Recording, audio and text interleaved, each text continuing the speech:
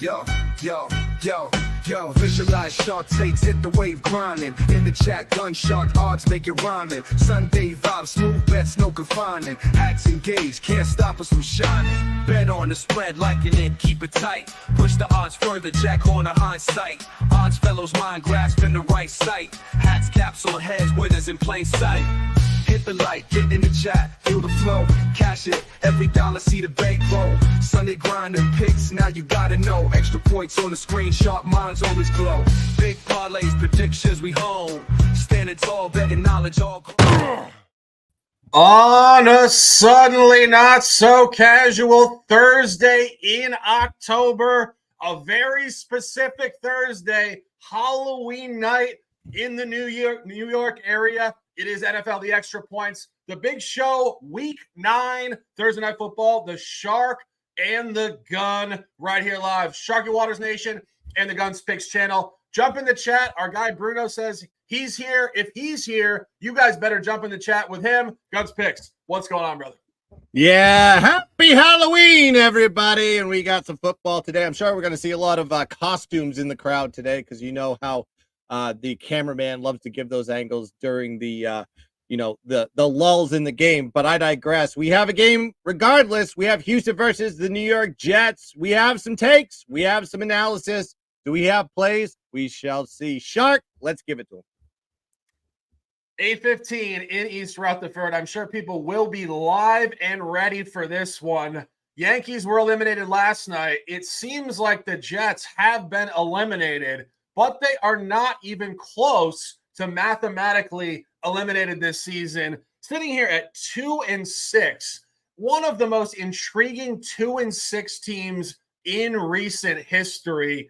I have a lot of conversation on this game. I'm struggling to get to an official, but we will open this broadcast with the gun on the over 42.5. Yeah, you think 42.5 back in the day, you would think, oh, this is going to be an under all day, but not these days, folks. We're looking at 36-38 in the new era of football. But when I looked at this game, you got to look at what these teams do well. It's like they both want to pass the ball. However, when you look at the Houston side, they're 12th in pass play percentage. They're going against the New York Jet defense as one of the top pass defenses in the league, 3rd in opposing pass completion rate, 4th in opposing passing yards per play, and they're 4th in QB sack percentage. And the same thing on the other side of the ball. That's what Houston wants to do. They're 12th in pass play percentage overall in the league. But on the other side, they have a good passing defense too, even better than the New York Jets. So on both sides of the ball, what the strengths are of those teams, if you call them strengths, there is a defense to go at them, a strong one at that. But I looked here and I was thinking under because originally I was thinking under. But when you look at Houston 6-2 to the under in their games, 17-8 to the under in all their games dating back to 2023, 4-1 to the under versus non-divisional opponents this year. And then 16-8 to the under for the New York Jets, 4-1 to the under versus non-divisional opponents. And I was like, oh yeah, this is all under all day. But I look at the total. I look at the number. The number is sitting here at 42.5. And I thought to myself, should this number be 37.5, 38 if it was going to be really a true under? So I started to look at the total when you look at the New York Jets. So when the total is 40 points or more with the Jets, 4-1-1 to the over. The average outcomes in those games, 45.6 points per game. So you go, I see. Then you got to look at the Jets. This is the second lowest total they've seen all year. However, when the total's low, they hit the overs, including they had a total at 39.5 versus the New England Patriots, another AFC East divisional team, and that went to 62 points. So is it right just to take it on the sheer fact that, primetime unders, all the trends tell you unders? I don't think so, because when you look at Houston, their totals this season have been 56, 32, 41, 44, 43, 62, 46, and 43. So they're all kind of leaning towards that side, actually more towards the over side. And then you got to look at Thursday Night Football, right? Everybody says primetime unders. And yes, early on in the season, that was correct. 3 out of the first 4 Thursday Night Football games did go under. However, last 4 Thursday Night Football games have gone over by an average total outcome, 54.8 points per game. So let's just throw trends aside. Let's throw the fact that both teams have good defenses. Let's throw the fact out that two teams want to pass the ball versus good pass defenses. Let's look at the number here, folks. The number's kind of telling me a story that this is going to be an over game, as the trends have shown. Like I said, last 4 games have gone over. I think this trend continues. And remember what Shark said maybe a week or two ago about how the primetime unders were hitting at an exaggerated rate. Eventually, the pendulum's got to even itself out. And I think this is what's happening right now with these primetime games. So I'm going to be taking it here. I'm going to be taking the over here. Houston, New York Jets over 42.5 as the play. Yeah, I mean, I think you're making a good point about these short week overs. We talked about this even going back to last year. There was this narrative that was going on that anytime there was a primetime game, take the under. And we tried to debunk that myth every week, and we were right after about week 7 last year. And it's very specific to the fact that the fatigue really hits the defenses more than the offenses. Defensive football is a lot more difficult from the standpoint of having to really react, not be proactive running downhill. And I think jumping off that total very briefly before we discuss the ATS side and a prop bet here, go back to last year. It was, I believe, week 14, last year. Houston, CJ Stroud, campaign 1, his rookie season, did play at MetLife Stadium, and the Jets defense absolutely bottled this guy up 30-6. And the total in that game was only 33.5. So you let the books tell you a story year 1 to year 2, 33.5, 36, now 42.5. They expect more points. And since Robert Saleh was fired, since the Jets changed their play caller and it's no longer Hackett, the offense has been more explosive. Did score 22 last week in New England. Probably should have been 27 if it weren't for Greg Zuerlein forgetting how to kick. Previous couple weeks, they scored. They accumulated yards as they try to integrate Davante Adams alongside other new pieces. And if you really look at that game last year, Houston at New York, it was Stroud at Zach Wilson. And the fact that Zach Wilson was able to put 30 points on the Houston defense, I think Aaron Rodgers can do better. And final point on that game actually was 0-0 at the half, which I think is pretty insane from the standpoint of the law of averages. Absolutely no points, cluster second half, teams play the following year, books move it up, and it's a short week. I think the over is a very sharp look here. We want to discuss the ATS side in this game because I think it's a very interesting conversation. Our guy Sean says Jets are ass. I'm picturing Sean in a local pub in North Jersey right now, just trash talking the Jets with a bunch of Jets fans. But I think, they have been horrible. I'm not going to lie, but horrible is not just blanketly horrible. I mean, some teams are incapable of doing anything, like the Carolina Panthers. And then there are teams like the Jets who just somehow give games away every week where they could be winning. Guns, any thoughts? I got a bunch of stuff. Any thoughts? On the side, I mean, when we look at this one, we go back to this all the time. We talk about like the fact that when Houston's on the road, non-divisional games, their dynamic and everything about their averages kind of change. So you look at Houston at home, they have a plus 4 point differential, plus 109 net yard average. They're 4-0 straight up, 1-3 ATS. Not a good ATS team for some reason this year. On the road, they have a minus 2 point differential, plus 33 net yard average. They're 2-2 straight up in ATS, but on the road, their wins were division game versus Indianapolis, and of course the New England Patriots, who are probably the second worst team in the NFL. Then you got to look at the Jets. Perform well at home this season, regardless of their record, 2-6, plus 3 point differential, plus 90 net yard average, 1-3 straight up in ATS at home. But their losses were pretty, good teams. We're talking about Minnesota, Buffalo, Denver. All 3 home losses were by 6 points or less, by the way. So these teams competed. But like Shark said, this Jets team just steps on their foot, messes up, outliers every single game. So this team is almost snake bitten or cursed or something. Who knows? Then you have Houston not done well in the home outside the division, like I alluded to, and that dates back to 2023, 2-7 ATS in those situations.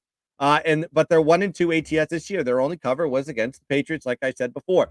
This includes road games versus the New York Jets, like Shark talked about with Zach Wilson. And with everything said, there's a reason why there's a 2-6 team that is favored over a team that's above 500 here, folks. It's the fact that Houston has underperformed on the road in non-divisional games consistently, and this doesn't happen just this year, but it's happened last year. It's happened when CJ Stroud has been the quarterback of this team. Don't know what's wrong with it. Some motivational thing, who knows, unprepared. I don't know. But I think when people tell me they're taking the Jet side on this one, I completely agree with them. I hate the spread at -2.5. I feel like this team's going to win by 1 and screw everybody who thought they were sharp that game. I would say anything. I know it's juicy, but if you didn't get in early now at catching them on the money line when it was like -120 or -115 or -125, I think you're late to the table at this point. So if I had to lean on this one, it's the Jets. But for the side and the spread, I'd stay away from it completely. Yeah, I mean, the Jets are the sharp take in this game without question. And now that they've replaced Greg Zuerlein, and it's crazy to say, but kickers really fall off the grid. I mean, precipitously. I mean, this guy in the offseason was rewarded with a 2-year contract, $8.4 million. And then he comes in this season and is kicking 9 for 15, 60%. It's the worst percentage in 3 years. How does he still have a job? How does he still have a job? He does. Okay, good. Okay. Yeah. But even so, I mean, he blew the game against Denver. They should have won that. I mean, granted, the rest of the team wasn't good. This is what I was saying on X midweek. I was saying it's not an excuse for the rest of the team and their mistakes, but despite all the mistakes, if this kicker just made normal kicks, 40-yard field goals, they'd be 5-3. Mm-hmm. They would have beaten Denver. They would have beaten Buffalo. He missed 2 kicks in the second half against Buffalo, and they lost 23-20. And then last week, he missed a 44-yarder and an extra point. If he had made a field goal and that extra point before the Patriots even got the ball back for that final drive, the Jets would have been up 10 points instead of 5. So even if the Patriots got that last second touchdown, they still would have lost the game, and the Jets would have walked away with a win. So this team has been so dysfunctional on so many levels, and despite all of it, they still really should be 5-3 with any normal kicking game. So that's where you say to yourself, they're very backable, regardless of all of it. If they get a kicker that can hit anything, and the new kicker, Riley Patterson, I mean, not exactly your household name, Memphis product 3 years ago in his 3rd season here off the practice squad. I mean, anything's an improvement off of Zuerlein blowing games. I mean, when your kickers cost you that many games, any kicker's better. Just going through the Houston side, I think one of the deterrents for me just on the Houston side was the fact that Stroud did begin his career 1-5 ATS on the road outside of the division. And we've talked about this week after week, even going back to last year, about Stroud, how he plays well in the division on the road, really notably poorly outside of the division, which I didn't entirely understand because as a rookie, it doesn't really make sense. I get it if you're like a 5-year veteran against the division, you have a lot of matchup data and it's competitively a different environment. So it makes sense. You play better in the division. Outside the division, it's just funky. But this is in his first year. There shouldn't be that type of polarization. So that makes me think that maybe the 1-5 outside of the division is just outlierish, and maybe he's better on the road. And he is actually 2-0 ATS outside of the division road last 2. Did blow out the Patriots on a -7 in week 6, 41-21, and did actually cover against Green Bay the following week, week 7, 24-22 plus 2.5. So again, I think this narrative and these statistics we've been talking about that he's not good on the road outside of the division might have just been a little bit of funkiness in his first year, and he's actually going to improve in this environment. And again, getting blown out last year, 30-6. You talk about tabloid fodder and motivational stuff. DeMeco Ryans is going to be in these guys' ear about that. We got crushed by the Jets last year. We have to improve. They also have tape to go on to see how the Jets defense is trying to attack their offense. They do have Stephon Diggs this year. They have more parts. There's just enough moving parts where I can't get on the Jets, but any sort of analytical points would point to the Jets here. So anybody who's on the Jets, we don't disagree. It's just going to be difficult there. Throwing it back to the gun, the only prop in this game for the gun, Breece Hall, the running back, not in the rushing game, in the receiving game, over 29.5 yards. Yeah, I got another prop today. I put it out on the Prop Gun. You can go check that out on the Gunspicks channel if you haven't done so already. So I'm going to give you my second prop here exclusively on the Extra Point Show, and this is going to be Breece Hall over on his 29.5 receiving yards. And listen, If you look at Houston's ranking, they're third in DVOA versus running backs in the passing game, holding running backs to 3 targets, 3 catches, 19 yards per game. So why am I taking an over? Well, I will get to that in a second. Looking at how Houston handles running backs in the passing game on the road versus non-divisional opponents is a different story. 5 targets, 5 catches, 29 yards per game, 2 running backs. So you got 10 yards higher of an average when they go against non-divisional opponents on the road. Non-divisional teams facing Houston at home, the running backs put up 6.5, facing them on the road, I should say. The running backs put up 6.5 yards better than their season average. So I thought that was kind of interesting because the only times this season that the running back put up more yards than their season average was on the road versus non-divisional opponents. Every single time they face them in the situation that they're more comfortable, the running backs regress below their receiving season average. And you got to look at Breece Hall.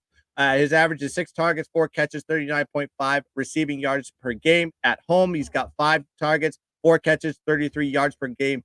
And versus non-divisional opponents, 6 targets, 5 catches, 44 yards per game. And you see in the total here at 29.5, which is actually 10 yards above his receiving season average here, folks. This is the stuff that we look for with props. If it doesn't match his season average or there is an egregious delta between his average versus what the line is telling you, it gives you a story. I just told you what the story was. It's going to be Breece Hall today, over 29.5 receiving yards as the play.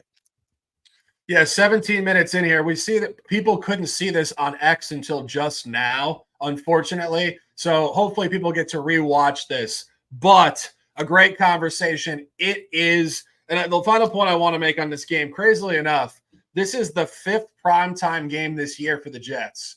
The 5th primetime game. 1-3 in these games. You never see a team at 2-6 have 5 primetime games. Let me tell you the story. People thought the Jets were going to be big time. People love Aaron Rodgers. People hate Aaron Rodgers, but they want to see him on the screen. And it's going to be an interesting game nonetheless. So the gun officially on Houston, New York Jets over 42.5, and Breece Hall receiving yards over 29.5. And as I mentioned, all sharp take analysis, buy low, everything speaks to the Jets. But unfortunately, sometimes there's a bigger element to it. And I would say this, psychologically, we don't really think Jeff Ulbrich is the coach that is going to be the long-term coach. Hawaii guy, maybe not the biggest voice in the room as people may have thought. Schematically, very deficient. Called 3 timeouts in the first quarter last week. As I mentioned last week with the Jets, Aaron Rodgers is 40 years old. The generational gap is very real. It's hard to relate to 24-year-old players when you're 40. Your life experience is vastly different. You grew up in a totally different generation. I think there's just a lot of moving parts and a lot of things that look much better on paper than are actually coming to fruition in the locker room and on the field. So Jets are the sharp take based on any historical analysis. This team just has so much going on. It's really hard to back. So the gun on 2 officials, we appreciate you guys immensely. We will be back tomorrow night, and hopefully this will stream live on X tomorrow night. Knowledge for College, 10 plays minimum for the Shark and the Gun.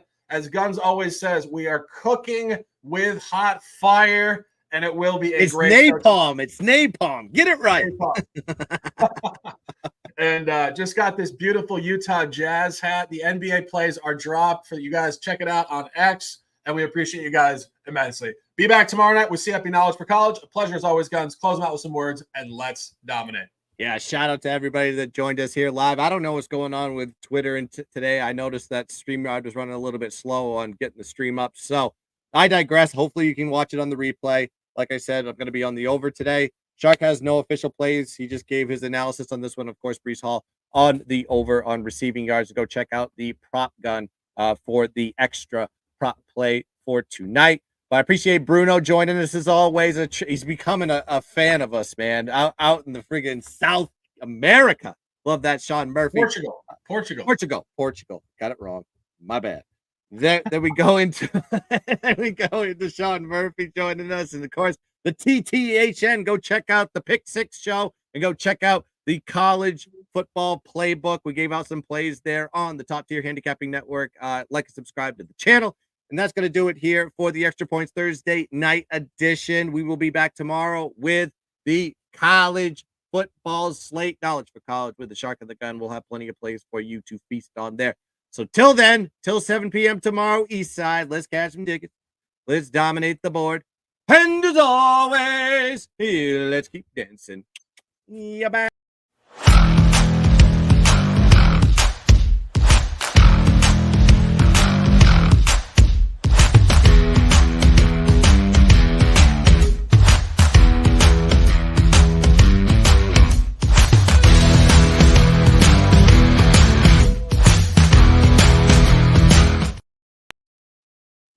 Yo. All right. Yeah, it wasn't showing up. It wasn't.